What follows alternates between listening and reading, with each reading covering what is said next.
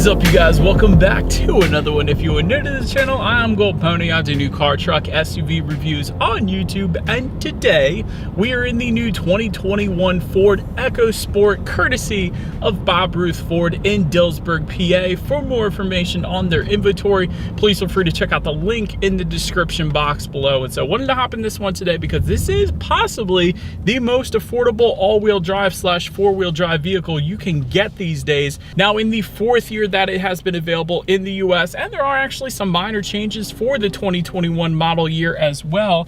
And so in this video, I will be testing out and going over everything about this one: acceleration test, braking, steering feel, sound system, exhaust clip, and everything else. So what do you guys say? Let's just go ahead and jump right into it. And as always, let's start with pricing. So as you can imagine, there are several different trim levels for the 2021 EcoSport. First one being the S, starting at $19,995. SE, which is the one we have today, starting at $23,450. Titanium for $26,265. And lastly, the SES, starting at $27,575. And so, as far as that pricing goes, for all trim levels but the last one, that will come standard with front wheel drive. If you wanted to add all-wheel drive to either the S, SE, or Titanium, simply add around $1,500 to any of those prices. But when it comes to the power plants, there are actually two of them, dependent upon the trim level that you go with. First one is going to be a 1-liter turbocharged inline 3-cylinder belonging to the S, SE, and Titanium trim levels,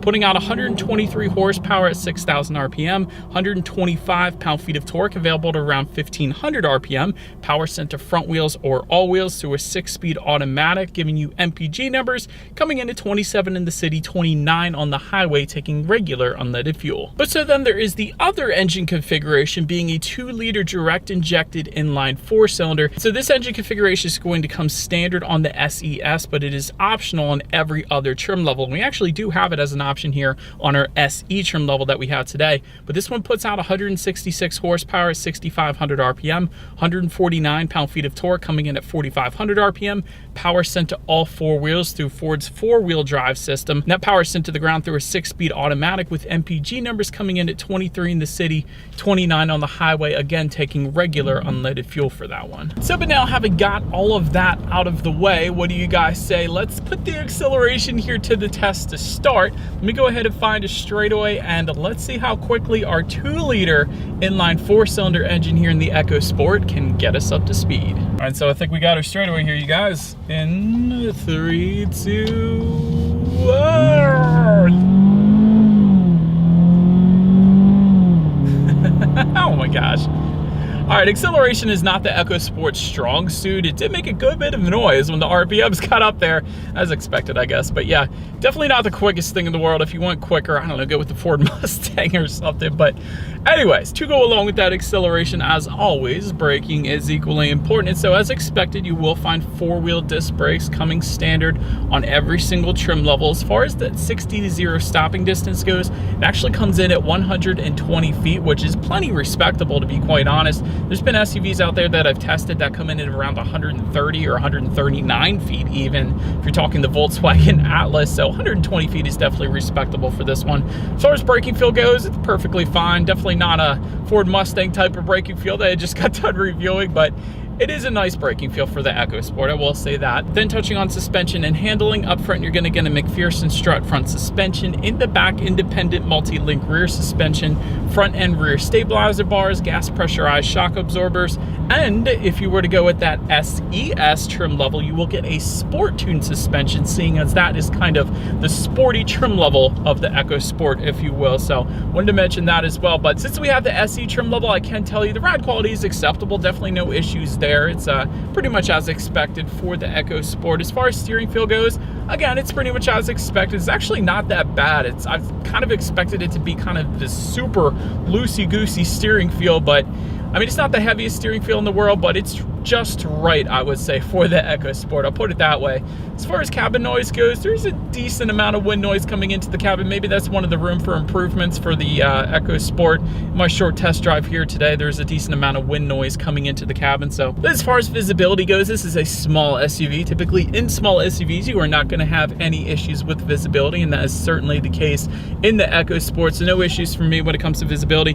Did want to also mention though, if you were to go with the the titanium or SES trim levels, you will also get rain sensing windshield wipers then as well. So essentially what that means is whenever the EcoSport detects any kind of mist or rainfall, it's going to automatically turn on those windshield wipers for you. So essentially it's just one less thing you got to worry about. So that is pretty cool there as well. But that about rounds up the performance segment of this review, guys. Let's now go ahead and take a look at the exterior of our brand new 2021 Ford EcoSport. All right, so here she is, you guys, the new 2021 Ford EcoSport. So a couple new colors for the 2021 model year. They will include blue, that is the color name, very creative there, and Lux Yellow. Those are the two new ones. But let's go ahead and start up front on the EcoSport here.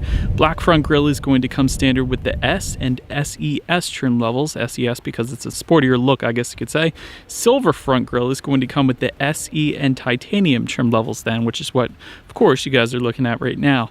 Then to the sides, halogen quad beam reflector headlights coming with the S. However, if you were to go with the SE trim level and up, you will get halogen projector headlights. A little better illumination with the SE trim level and up.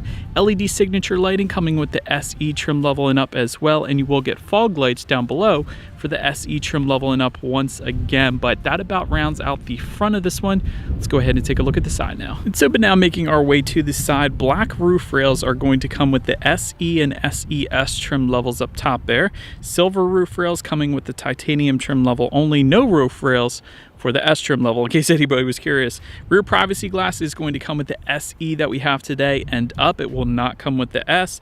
When it comes to those side mirrors, they are power adjustable black side mirrors with the S. However, for the SE trim level and up, there will be power adjustable body colored side mirrors. They will be heated as well with integrated turn signals, and you will actually get gloss black mirror caps only with the SES trim level. Again, the black being the sportier look, I suppose. When it comes to the door handles, they will be black for the S. However, all other trim levels will be body colored door handles.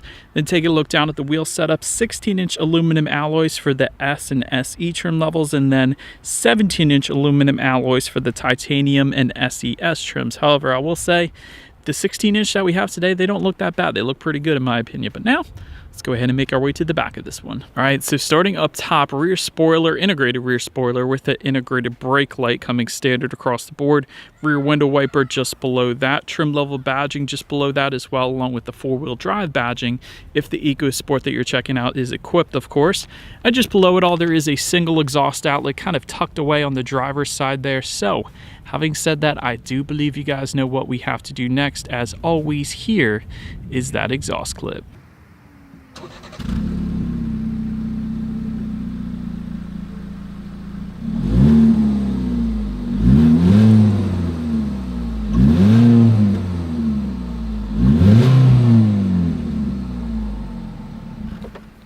So, but now since we are around back of the EcoSport, first thing I wanted to mention when it comes to opening that rear tailgate of this one, most SUVs, the majority, 99% of them, open up vertically. This one opens up horizontally, and the actual latch to open it is found within the passenger side taillight. This is like 007 style when it comes to opening this rear tailgate. I absolutely love it personally. But anyways, once opened up, cargo capacity comes in at 20.9 cubic feet behind that second row. If that was not enough space, there is a 60-40 split, meaning the rear seats do fold down, bumping that up to an even 50 cubic feet. But did want to also mention this one's pretty well equipped in the cargo area. Coming standard for all trim levels, you will get a cargo cover, cargo lighting, you will get cargo tie-down anchors back there as well, and grocery bag hooks, all of that coming standard across the board. And if you were to go with the SE trim level and up like we have today, you will also get in-floor storage back there as well. And there is a tire inflator kit underneath of that in-floor storage then too. But anyways, making our way up to the rear legroom, that comes in at 36.7 inches. So for reference, I'm an even 6 feet tall. This is how much space I had back there. Did want to also mention for those rear passengers, rear center armrests with cup holders do come standard. However, there is no rear ventilation back there. That of course being because this is such a small SUV, I guess you could say, you don't really need it essentially. And actually, to my surprise, there are not charging ports like USB charging ports, but there is a 110 volt power outlet back there. So why there's not USB charging ports, but rather a 110 volt power outlet, I don't know. Either way, it gets the job done, I suppose, in the end, but found that kind of funny. But you do have some coat hooks found on the top of this one back there as well. But then Making our way up to the front seats of the EcoSport, manually adjustable cloth seating coming with the S and SE trims. Heated front seats with the SE trim level and up. That is pretty cool that we got that there today. 6-way power driver's seat coming with the titanium and SES trim levels only to go along with that. Active X seating material as well, so slightly different seating than the cloth seats that we have here today. Overall, seating was actually plenty comfortable. I was kind of surprised. I didn't expect too much, but yeah, seating actually worked pretty well for me, so no issues there. Then take a look at the steering wheel. It is tilt and telescoping across the board, leather wrapped if you were to go with the titanium or SES trim levels. However, we do have a urethane wrapped steering wheel here on our SE trim level, of course. And you will actually get a heated steering wheel, believe it or not, if you go with the titanium or SES as well. So that is pretty cool. Then take a look at the startup. Let me first start by showing you guys the key here. You do have your Ford logo on the one side, and when you flip it over, lock, unlock, and the panic button, of course. It is a pretty simple key there, but all in all, it is all keyless entry with the push button start if you go with the SE trim level and up. With that S trim level, it is going to be your typical key start. So wanted to mention that, but I am simply just going to put my foot on the brake here and press that engine start button, which is located just to the left of the infotainment screen there, which we'll get to in a second. But as far as the gauges go, tachometer is on your left, speedometer is on your right. There is a small digital display front and center, which can be controlled by using the steering wheel mounted controls on the left side of the steering wheel. That gives you things like your trip A, trip B, how many miles you have left until you hit empty. Also, there's a little compass in the bottom right hand corner, outside temperature, which is always nice, radio information, Bluetooth information, and a nice little picture of the EcoSport if you wanted that as well. So overall, it pretty much gets the job done. There's a digital speedometer, I forgot to mention that as well, but yeah, pretty much everything you could possibly want up there, so that's always good. But then take a look at overall interior quality. Much to my surprise, we get a power moonroof actually with the SE trim level and up. I love that. Well done, Ford, for that one. Automatic climate control with the SE trim level and up, meaning you just set a temperature, it's going to automatically hit that temperature for you. Overhead sunglass holder is going to come standard on every single trim level. If you were to go then with the titanium or SES trim, you will get ambient lighting with 7 different colors. And by the way, there is an optional package for the SE trim that we have today that actually gives us that ambient lighting as well as some other things. So that is pretty cool. And again, 7 different colors illuminated throughout the EcoSport. And I absolutely love that personally. But auto dimming rear view mirror coming with the titanium and SES trim levels. And overall, it's finished pretty much like you would expect the EcoSport's price range to be finished. But I will say it is plenty functional. There's a little cubby storage rubberized area just above the passenger side glove box. There's plenty of cubby areas on both of the doors. Just in front of the shifter, you have more storage, 12-volt power outlet, 2 USB charging ports in front of the shifter as well.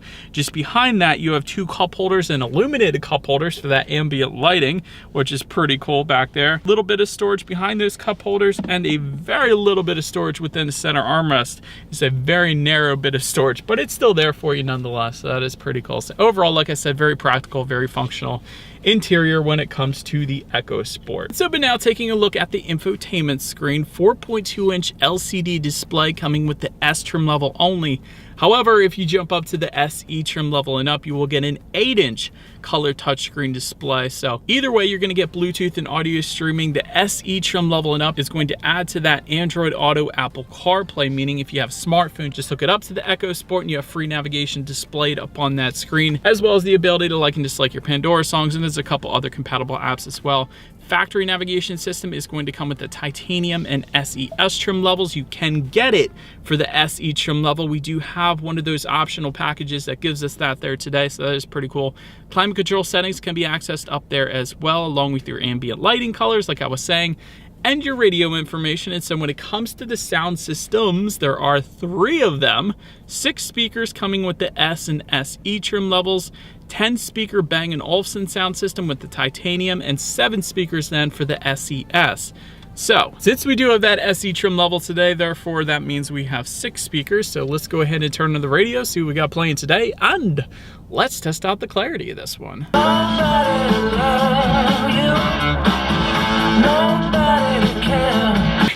It's 6 speakers. I mean, it's not going to blow you away or anything. It does get the job done, but it's not the best sound system out there. It's pretty much as expected though with 6 speakers, but the Bang & Olufsen is available if you go with certain trim levels. So there you go. But anyways, last thing I wanted to mention to you guys on that infotainment screen is when you do put the EcoSport in reverse, You, of course, will find a rear view camera coming standard across the board. I like how the rear view camera takes up the whole screen. I feel like I've been reviewing so many vehicles lately that don't. It's just a portion of the screen that sucks, but I do like that. But anyways, that is going to lead us into safety. And so front side carrying airbags do come standard, but also driver and passenger knee airbags as well. You don't always get that. In the back, you're going to have latch, aka lower anchors and tethers for children for the rear car seats, rear child door locks, tire pressure monitoring system, automatic emergency braking also comes standard. That's a big one there. And if you were to go with the SE trim level and up, that is going to add, in addition to that, windshield wiper de-icer, which is pretty cool here in Pennsylvania, rear parking sensors as well, and a blind spot monitoring system with rear cross traffic alert, meaning the little car icons in the side mirrors is going to let you know if somebody is in your blind spot, so you don't go turning into them on the highway. So that's always a big plus. But overall, when it comes to my final thoughts here of the EcoSport, this actually is a great pick for affordable four-wheel drive. So if you were in an area like me, like Pennsylvania, where we do get a good bit of snow and you need a four-wheel drive or all-wheel drive vehicle in order to get you there, the EcoSport may be a decent option because it is relatively affordable in the low 20s, and four-wheel drive being available, of course, at that price range. And overall, if I were to pick this one, I would go with the SE trim level, the one we have today, because that is really when you get the most bang for your buck. That's really when most of the extra features kick in. The S trim level is very basic, of course, and that's how it's able to get priced at under $20,000. That makes sense. That is going to appeal to some people. SE trim level really gives you the best bang for your buck, though, I would say, and you might be able to get that price down a little bit closer to where you would want to be, because there is a decent amount of these things on the Ford lots right now, from what I can see at least. So SE trim level is what I would go with.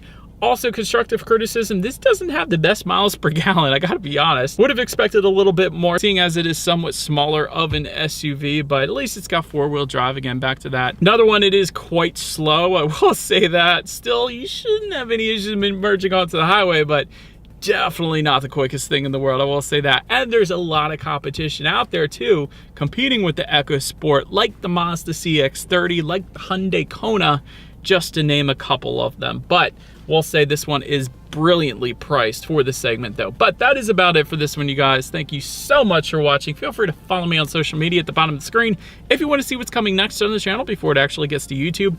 If you're into new car reviews, go ahead and hit the subscribe and the bell notification button. That is what we do here on this channel after all. Do appreciate you guys watching more than you know, and I will see you guys all in the next video. Stay gold.